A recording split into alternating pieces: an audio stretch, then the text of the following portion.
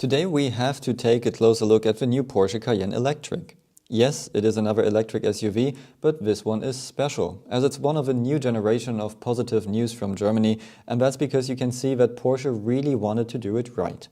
So let's start. In the past 10 years, German car makers didn't always produce convincing electric cars. Very often they just brought something electric on the market to lower their fleet emissions. The cars had lower range than the competition, many technical issues and very high prices, which resulted in a massive devaluation. Additionally, they didn't give the customer what was possible with an electric car and only the bare minimum.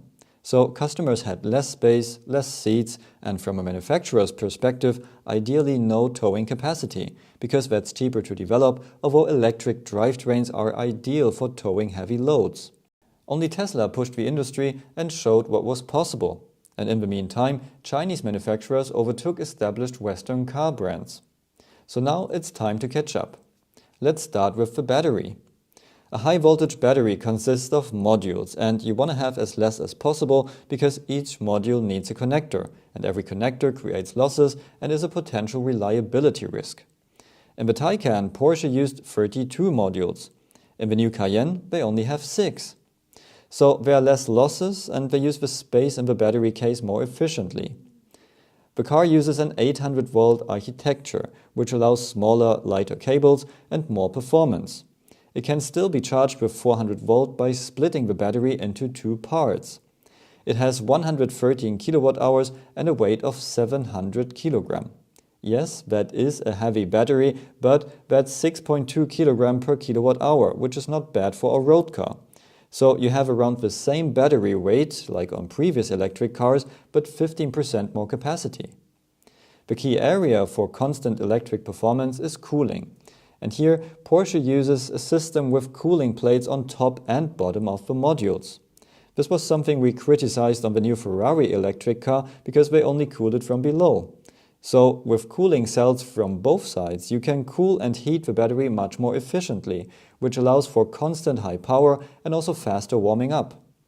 You can simply control the cells thermally much better, which also helps with battery life.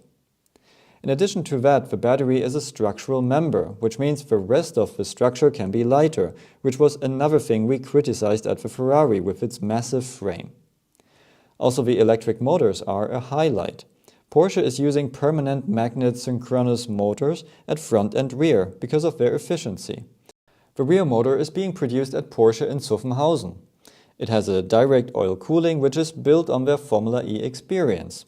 So the oil can reach hot motor parts directly instead of a water coat further away. This allows for a much more compact motor and recuperation of up to 600 kilowatt. So you basically never need the mechanical brakes, but of course you can get ceramic ones. The rear motor has a double oil pump for the oil cooling on one side and thicker gearbox oil on the other side. It has an oil-water heat exchanger to connect the oil cooling to the water cooling system of the car. Oil changes are not necessary during the car's lifetime.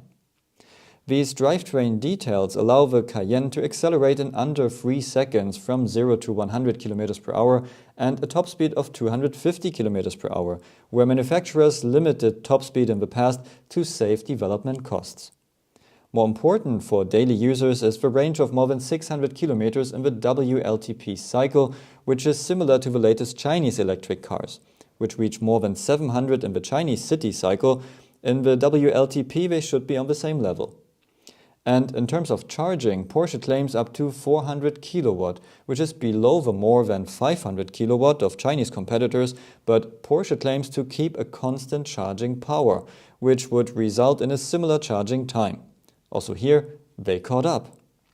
Another charging innovation is the wireless charging pad on the ground. It was discussed for electric cars more than 10 years ago already, but wasn't introduced due to weight, costs and the risk of damage from below. Porsche now brings it in the new Cayenne and it's their unique selling point. And instead of denying the customer decent towing capacity, Porsche goes all in and offers 3.5 tons. Additionally, Porsche offers all-wheel steering, an active suspension without anti-roll bars and a new design. Also, the rear seats offer more comfort now and the trunk is as big as you would expect it from a Cayenne. Prices start at €105,200, which is on the same level as the current V6 entry model. But the performance you get here with the entry electric car is more similar to the V8 GTS or S hybrid version, which are much more expensive. So all in all, we can say that we have a similar case here like the new BMW iX3. Porsche concentrated on creating a really good electric car with oil-cooled PSM motors, a structural double-cooled battery, 800-volt technology and performance similar to the latest Chinese electric cars. And all that for a price level which sits at the same level as the current entry Cayenne and below current Cayennes with the same performance. And another important point is, unlike the Macan, the Cayenne combustion version will stay in production for now while selling the electric Cayenne. So Porsche is not killing another cash cow. We now just have to hope that the CARIAD software issues didn't also end up in this car. Check out my other video to learn all about this.